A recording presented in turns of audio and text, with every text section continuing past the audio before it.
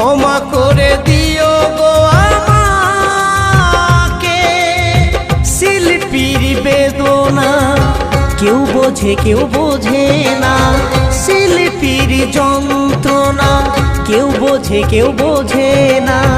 তবু গান গাই আমি আসরেতে, তবু গান গাই আমি আসরেতে। সাথী রে ভুলো না